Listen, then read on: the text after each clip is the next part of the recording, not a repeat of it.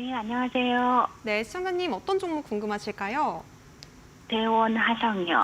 대원화성, 매수가 비중 어떻게 되실까요? 2,310원에 80%요. 2,310원에 80%요. 네네. 비중도 상당히 많으시고 지금 꽤 오랜 시간 동안 고생을 하신 것 같습니다. 네. 전문가님께 바로 또 대응 전략 여쭤볼게요. 네. 네, 안녕하세요. 네, 안녕하세요. 감사합니다. 네네. 이게 참 종목이 그렇게 좋은 종목이 아니에요. 그래서 제가 참 보자마자 좀 놀랐는데, 일단은 이 기업이 재무를 제가 잠깐만 보여드릴게요.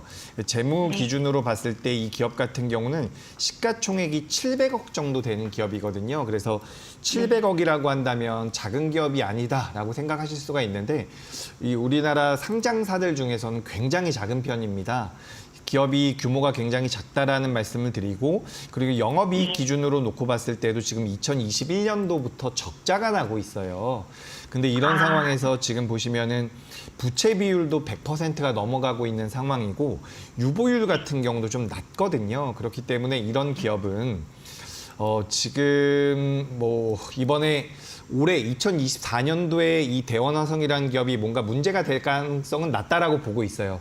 문제가 있었다라고 한다면 이번에 감사보고서 시즌에 문제가 좀 제기가 됐을 가능성이 높기 때문에 올해 갑자기 문제가 제기될 가능성은 낮다라고 보지만, 이렇게 재무 상태가 좋지 않은 기업들 같은 경우는 비중을 많이 가져가시는 것은 저는 조금 안 좋다라고 보고 있습니다.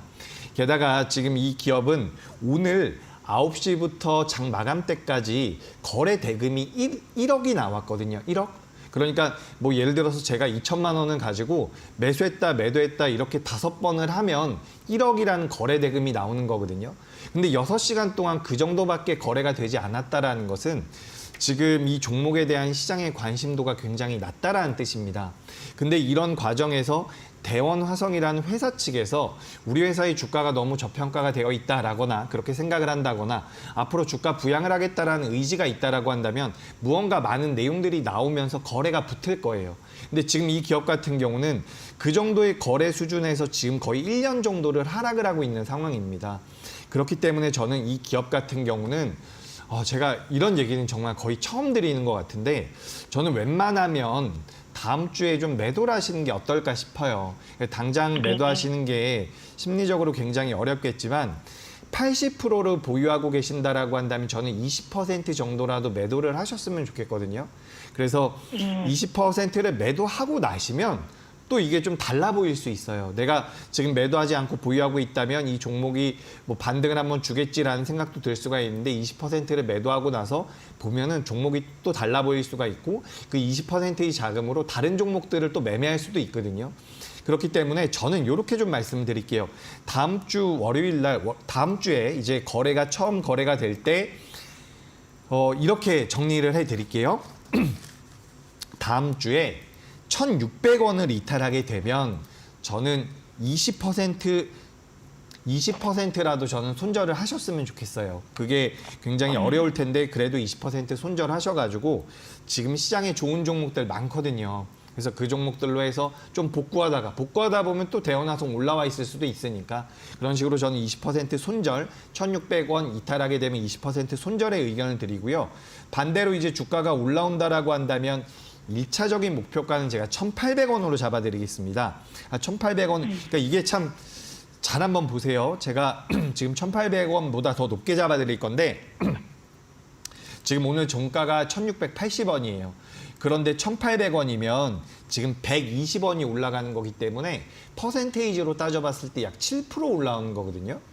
근데 이제 차트의 모양을 보면은